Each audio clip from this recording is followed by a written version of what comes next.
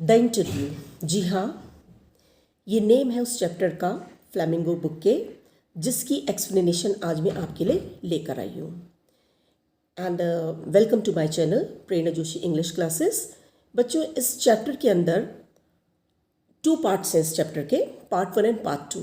And basically यहाँ पर कोई कहानी नहीं है like other chapters. There is no particular story inside this chapter. Fine. Part 1 आपको मैं बताया गया है कि interview, what is an interview, और इंटरव्यू की इम्पैक्ट क्या है, फाइन, उसके फंक्शंस क्या है, और डिफरेंट लोगों के ओपिनियंस, यहाँ पर डिफरेंट राइटर्स के ओपिनियन बताए गए हैं कि उनका क्या मानना है इंटरव्यू क्या क्या होता है, फाइन, और क्यों कुछ सेलिब्रिटीज़, कई सेलिब्रिटीज़ जो है वो इंटरव्यूज़ देने से कतराते हैं। फाइन। तो शुरू करते हैं। इस चैप्टर को लिखा है क्रिस्टोफर सिल्वेस्टर ने, और बेसिकली ये एक्सर्प्ट है आपके सिलेबस में, जो कि लिया गया है the penguin book of interviews से। फाइन। फर्स्ट पार्ट में बेसिकली इसमें मैं आपको फर्स्ट पार्ट की ही स्टोरी बताऊंगी इस वीडियो में, and that will be continued with second video. Fine. तो राइटर यहाँ पर ये कह रहे हैं कि जब से इंटरव्यू शब्द का इंट्रोडक्शन हुआ है या इन्वेंशन हुआ है, करीब 130 ईयर्स बैक इस इंटरव्यू जैसी कोई प्रोसेस एग्जिस्टेंस में आई, तब से कई इंटरव्यू लिए गए। फाइन। और इंटरव्यू अब एक कॉमन प्लेस हो गया है जर्नलिज्म की दुनिया में। फाइन। और जो भी कोई लिटरेट होगा, जो भी पढ़ा लिखा इंसान होगा, उसने अपनी लाइफ में कभी ना कभी, कहीं ना कहीं, किसी ना किसी का इंटरव्यू ज़रूर पढ़ा होगा। और दूसरी तरफ ऐसे भी लोग होंगे जिन्होंने, कई ऐसे सेलिब्रिटीज़ होंगे जिन्होंने कई इंटरव्यूज़ दिए होंगे, और कईयों ने रिपीटेडली कई इंटरव्यूज़ दिए होंगे। फाइन। अब जो लोग इसको बहुत ही इंटरव्यू का बारे में जिनकी बहुत हाई ओपिनियन है, वो ये मानते हैं कि इंटरव्यू इज़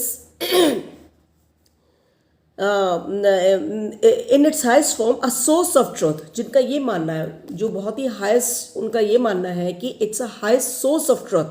मीन्स अगर आपको किसी से ट्रुथ निकालना है तो this is the best way. Fine. Interview एक बहुत ही बढ़िया तरीका है, और इंटरव्यू लेना और देना, फाइन, इसकी प्रैक्टिस भी अपने आप में एक बहुत बड़ी आर्ट है, बहुत बड़ी कला है। ठीक हो गया।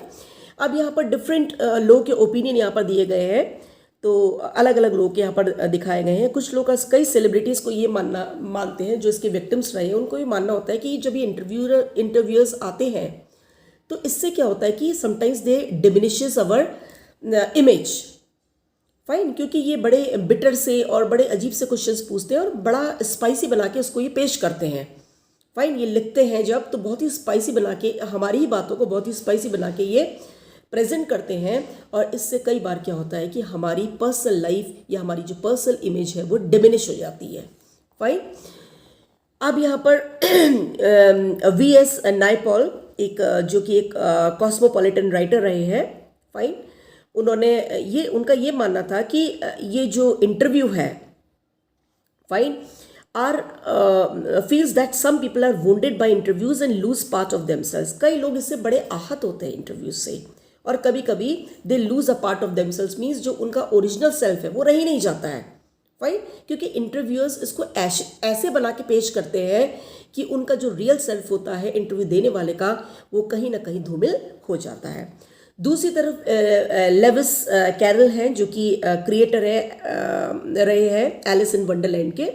उनका ये मानना था कि उनके दिमाग में इंटरव्यूअर्स का या जर्नलिस्ट लोग का बड़ा फियर था दिमाग में। फाइन। तो डर के मारे वो क्या करते थे, कभी उन्होंने अपनी लाइफ में इंटरव्यू लेने वालों को, यानी इंटरव्यूअर्स को, कभी भी एंटरटेन नहीं किया।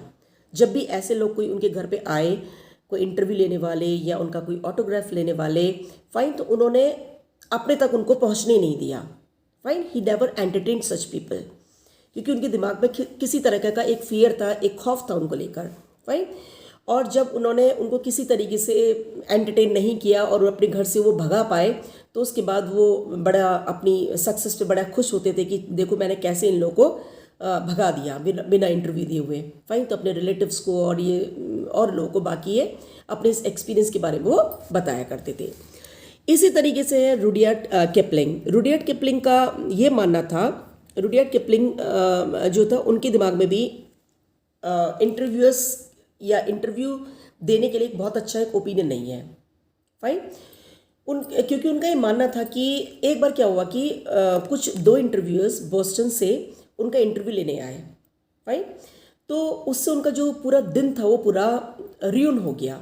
तो बाद में उनकी वाइफ कैरोलिन अपनी डायरी में लिखती हैं उस जो कि यहाँ पर एक डेट मेंशन की गई है 14 अक्टूबर 1892 को। उनकी वाइफ अपनी डायरी में लिखती है कि मेरे हस्बैंड ने जब 2 इंटरव्यूअर्स उनका इंटरव्यू लेने के लिए बोस्टन से आए तो मेरे हस्बैंड ने उनसे ये कहा कि why do I refuse to be interviews because it is immoral, it is crime just as much as a crime as an offence against my person.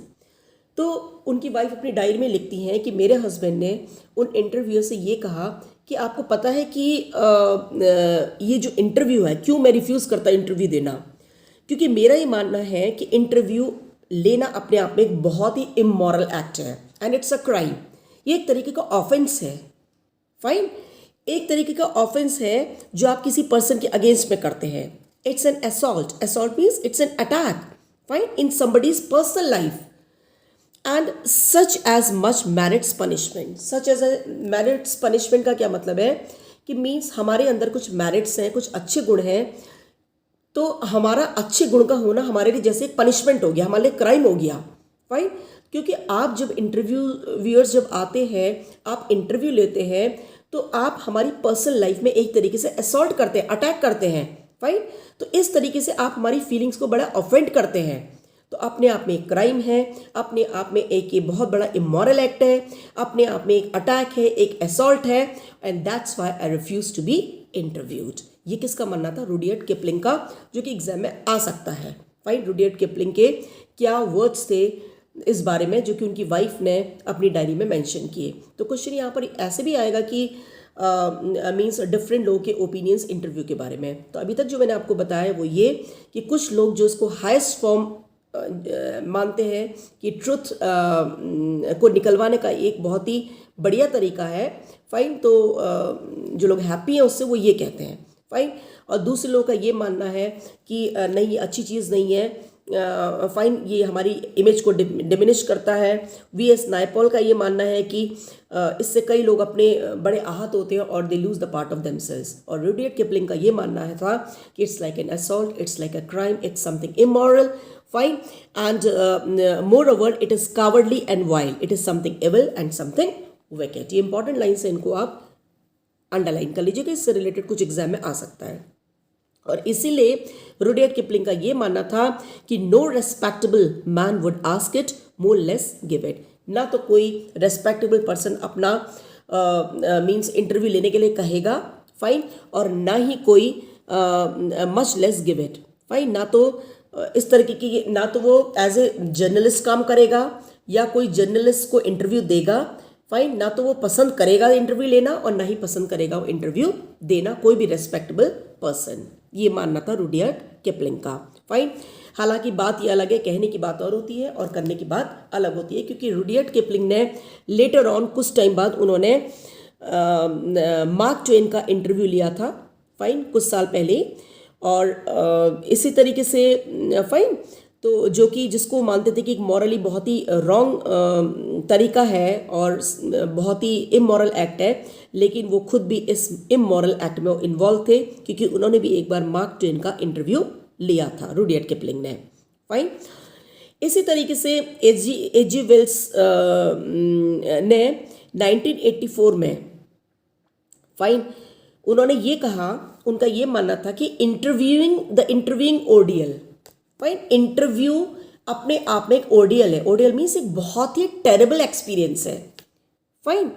हालांकि वो कई सालों तक फ्रीक्वेंटली उन्होंने अपने इंटरव्यू दिए हैं और बाद में उन्होंने Joseph Stalin, fine, Joseph Stalin जो कि एक रशियन रिवॉल्यूशनरी राइटर थी और एक पॉलिटिकल ऑर्गेनाइजर थे, और सॉल बेलो, फाइन, जो कि एक प्ले राइट थे और एक नॉवेलिस्ट रहे हैं।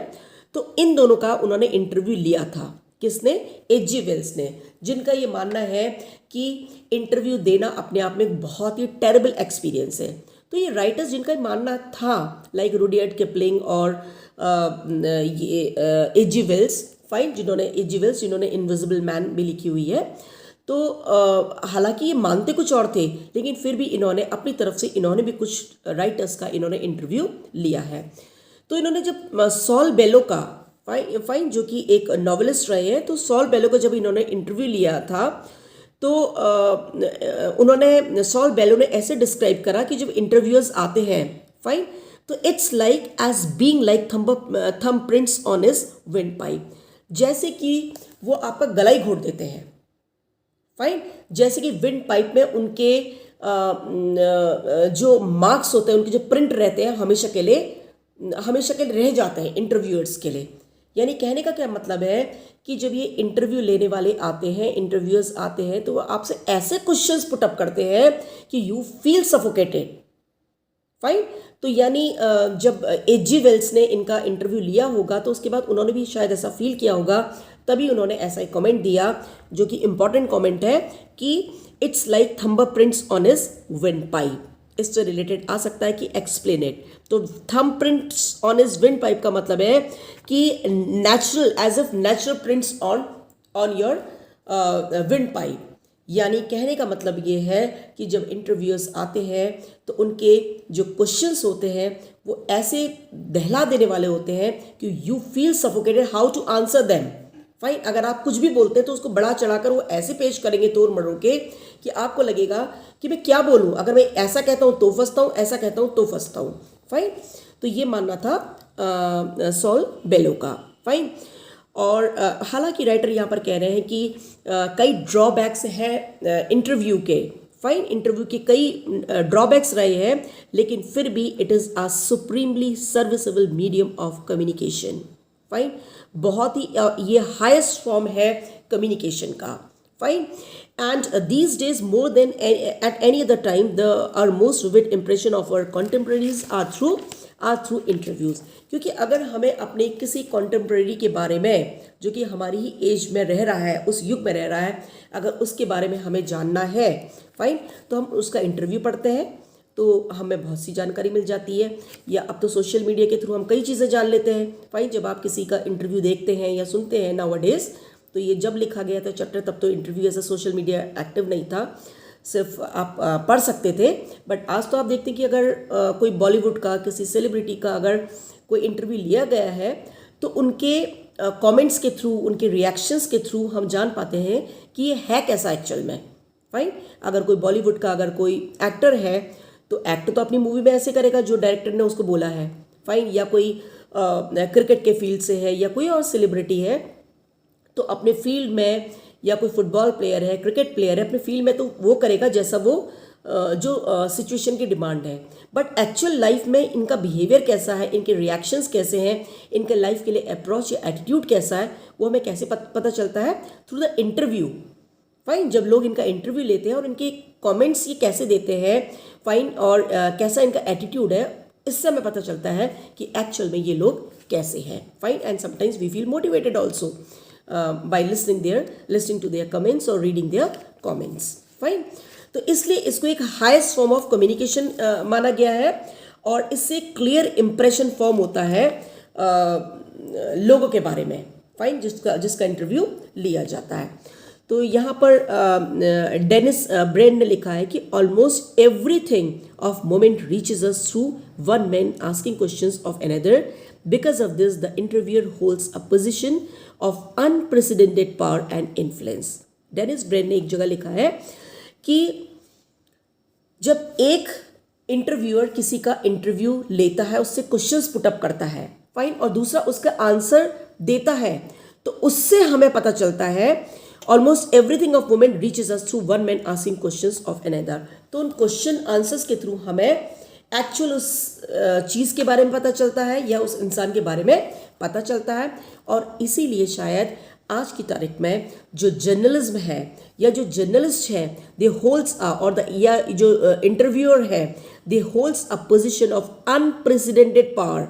अनप्रेसिडेंटेड पावर मीन्स अभूतपूर्व पावर इनको मिल चुकी है। दैट अभूतपूर्व means that has never happened before, fine. इनको बहुत अभूतपूर्व शक्ति मिल गई है and they have a very means they influence people a lot. Fine, जो इंटरव्यूअर है they have unprecedented power and they have the means they influence people a lot. Fine, तो इस तरीके से बच्चों इस चैप्टर में फर्स्ट पार्ट में इतना ही दिया गया है। मीन्स इसके ड्रॉबैक्स बिगनिंग में इसके कुछ बताए गए, इसके फंक्शन बताए गए हैं, इसके इम्पैक्ट बताए गए हैं, डिफरेंट राइटर्स के क्या ओपिनियन है इंटरव्यू देने से रिलेटेड, या इंटरव्यू लेने वाले क्या करते हैं, कैसे वो गला घोटते हैं। लेकिन इन सारी बावजूद, इन सारे ड्रॉबैक्स के, राइटर का ये मानना है कि it's the highest form of communication.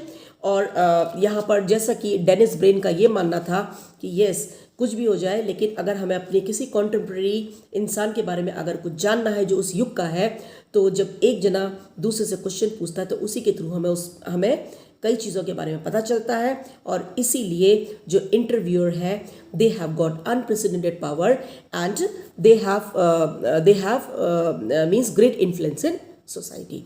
तो इस वीडियो में इतना ही एंड इसका सेकंड पार्ट मैं आपको दूसरी वीडियो में शेयर करती हूँ। Thank you children.